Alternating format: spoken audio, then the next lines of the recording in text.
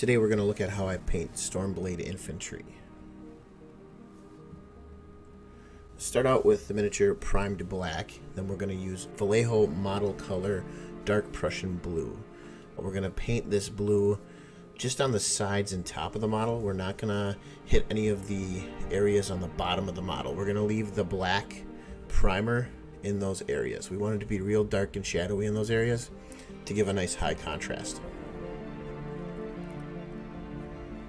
So you want to focus on keeping the dark Prussian blue a nice smooth coat all around the sides and top of the model. We want it on the top so that we can blend in the next color.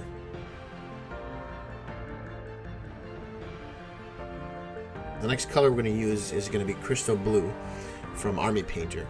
We're actually going to mix that with the dark Prussian blue. So if you have some left in your airbrush, that's great. Go ahead and add some crystal blue into there, and then you can start highlighting the model from about a 45-degree angle here. You want to just get the top areas of the model. Leave that dark Prussian blue on all the side areas.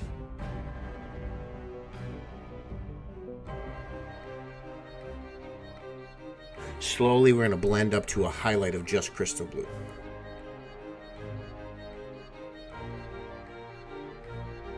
Now clean your airbrush out, and we're going to use Army Painter Crystal Blue. And now here we're going to target highlight. We're going to target highlight the tops of the shoulders, the tops of the arms and hands, the heels, depending on how the model is standing. Some of the models are leaning forward pretty far, so you want to hit the tops of the heels and the backs of their legs. If their knees are sticking out, you want to hit the tops of their knees. Wherever the highlights are going to look the best, the top of the chest. And then take a look at the model, make sure that it looks interesting and you've got good highlights and good blends.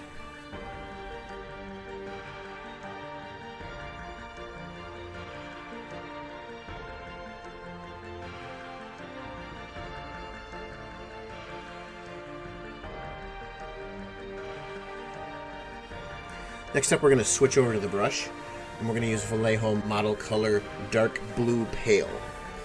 This area is going to go on any of the padded armor. These areas are going to be the thighs in between the armor plating, and then also the upper arms in between the armor plating.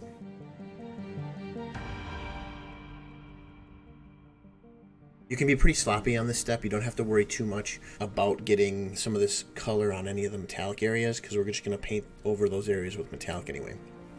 The main areas you want to be careful not to paint over is anything that's going to stay blue. So any of the other pieces of the armor that's not going to be painted metallic.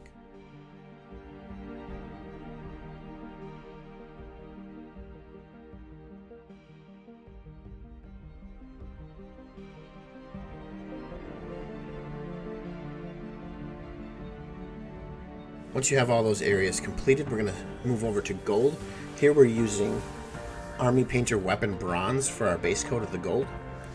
And any of the metallic areas on the armor are going to be painted this color.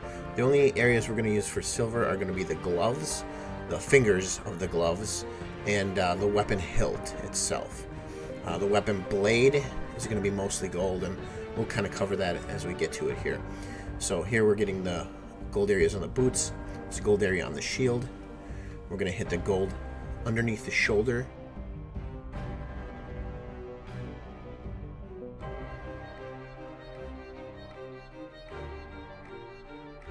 The helmet and on tops of the shoulders. And then the icon. There's an icon on the shoulder, as well as the rivets or bolts on the shoulder pads. We're going to paint those. So when painting the icon, you want to thin your paint out real good. And then you want to use real light brush pressure just to touch that icon, just barely. And then just be real slow and precise and just make sure that paint just gets on those areas. You can be a little sloppy because we're going to hide the transition between the blue and the metallic with a wash.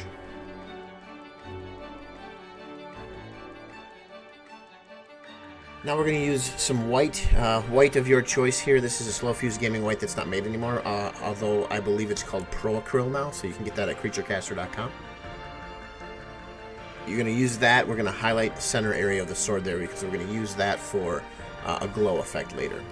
And then we're going to switch up to Plate Mail Metal is our silver color from Army Painter, and we're going to paint the hilt of the sword and then as well as the blade of the sword in that color. And then coming through the rivets, we're going to use light brush pressure again on the rivets and just touch the tips of the rivets.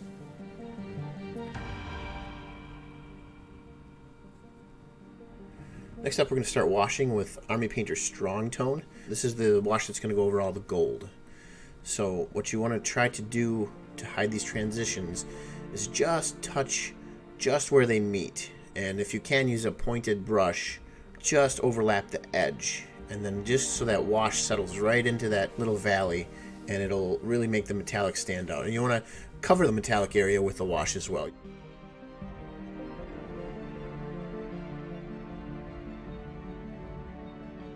can do that with the rivets also, and that'll help hide any smudges or little splatters you might have done with the rivets, and that should turn out real good. If you still can see a little bit of that, come back through with a second coat of wash, and then cover all the rest of the gold area. For the silver areas, we're going to use Army Painter Dark Tone.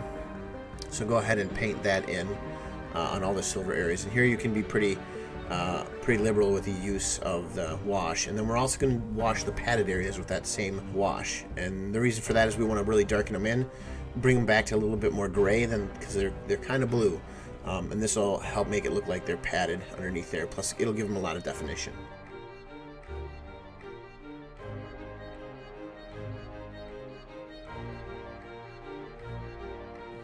With that complete, we'll move on to Army Painter Blue Tone, and this we're going to use as a shade for all of the armor and cloth areas. For the cloth, we want to focus on the areas with the folds, and it's not quite a pin wash. We want it to be a little bit thicker than a pin wash. A pin wash is usually a very fine line of wash, and that's to some extent what we're doing in the armor areas. You can leave it a little thicker if you want a little bit more of a shadow. And then the armor, we're going to paint any recesses, so along the shield here, around the neckline, along the edges of the chest piece, underneath the chest piece, areas around the feet, the legs, the back,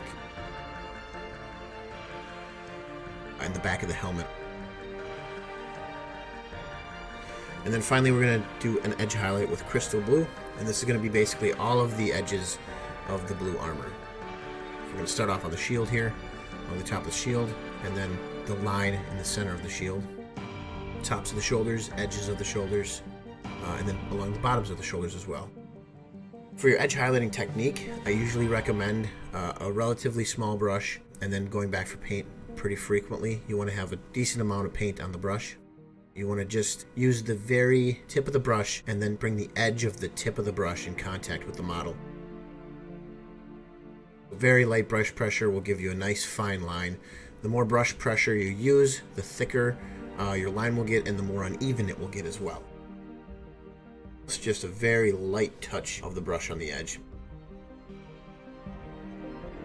There are going to be some areas like the back of the helmet that you will have to actually just draw an edge highlight on with the tip of your brush. Again, just light brush pressure and try to make it one long sweeping motion. I usually try to draw my finger back towards my body. It seems to be the easiest way to make a nice, clean, straight line.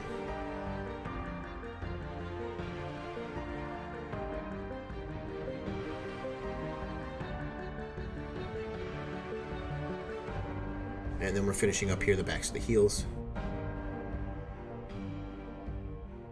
the tops of the boots here, some of the armor plating on the legs.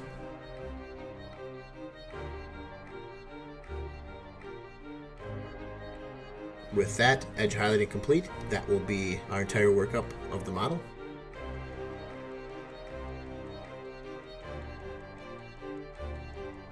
Here is the finished piece.